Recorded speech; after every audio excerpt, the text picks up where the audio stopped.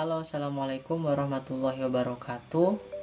Perkenalkan, nama saya Rofik Nurgian Caesar Fajri dari kelas HIC 2018.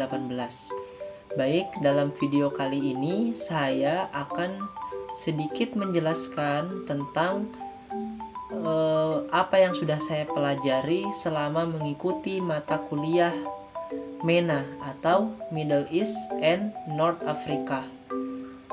Middle East and North Africa atau biasa kita sebut dengan kawasan Timur Tengah dan Afrika Utara. Nah, dalam mata kuliah ini saya sudah mempelajari banyak hal. Yang pertama saya pelajari merupakan sejarah yang ada di kawasan Timur Tengah dan Afrika Utara sendiri.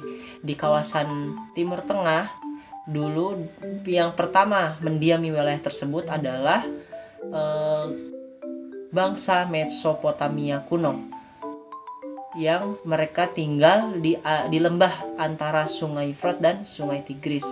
Nah, dari zaman Mesopotamia kuno ini terdapat 3 bangsa yang besar yang mendiami masa tersebut, yaitu ada bangsa Sumeria, ada bangsa Akkadia, dan ada bangsa Assyria.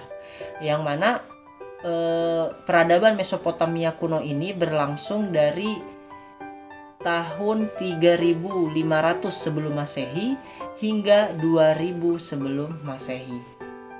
Kemudian kita sedikit bergeser ya ke arah timur, yaitu tepatnya di Afrika bagian utara.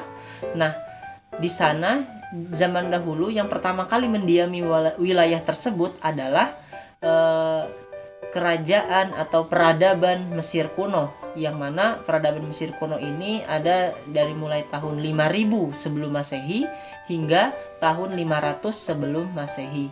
Jadi ada persamaan zaman ya antara peradaban Mesopotamia kuno dengan peradaban Mesir kuno. Itulah sejarah yang ada di kawasan MENA atau Middle East and North Africa.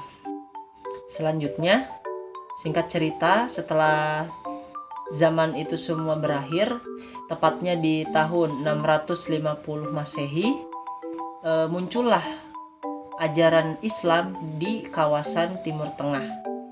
Yang mana Islam sendiri di kawasan Timur Tengah mengalami 3 periode ya. Ada periode klasik ya, kemudian ada periode pertengahan, dan ada periode modern. Nah, di periode klasik sendiri di sana ditandai dengan yang pertama itu munculnya Nabi Muhammad SAW ya, kenabian Nabi Muhammad, kemudian diteruskan lagi oleh Khulafaur Rasyidin, kemudian diteruskan lagi oleh dinasti Umayyah, kemudian dilanjutkan oleh dinasti Abbasiyah. Setelah runtuhnya dinasti Abbasiyah, maka Islam pun memasuki periode pertengahan. Nah, di periode pertengahan ini banyak sekali dinasti yang bermunculan. Ada dinasti Fatimiyah, ada dinasti Ghaznawi, ada dinasti Saljuk, ada dinasti Syafawiyah, dan sebagainya. Intinya di periode pertengahan ini banyak muncul kerajaan-kerajaan Islam yang baru.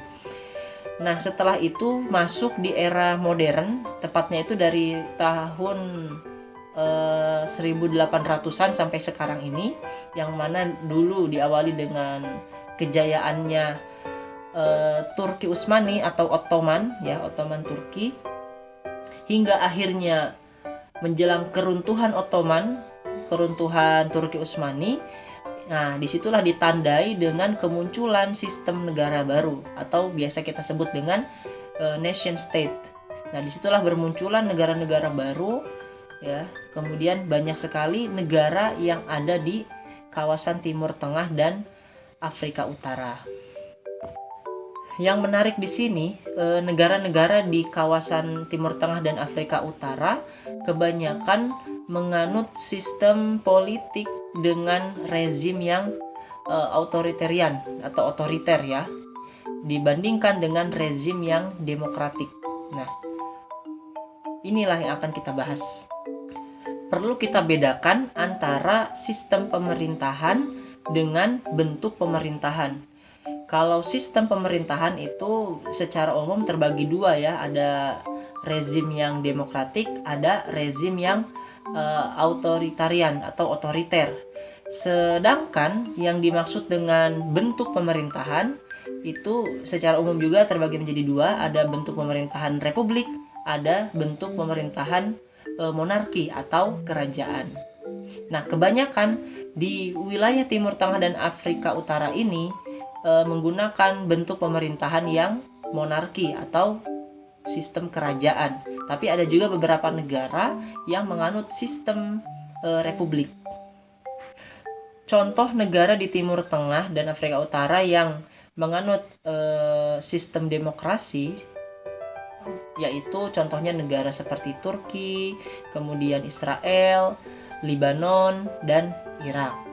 Adapun negara yang menganut sistem autoritarianisme atau rezim yang otoriter,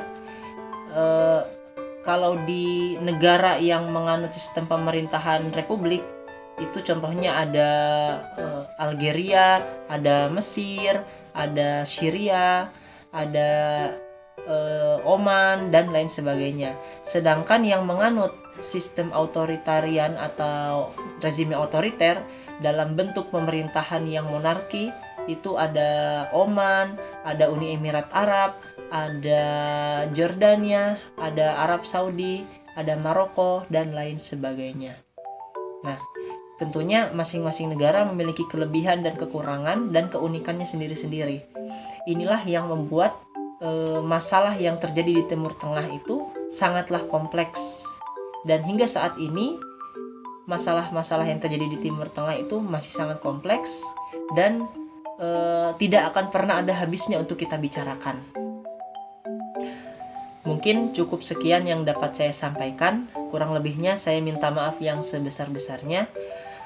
Assalamualaikum warahmatullahi wabarakatuh dan sampai jumpa.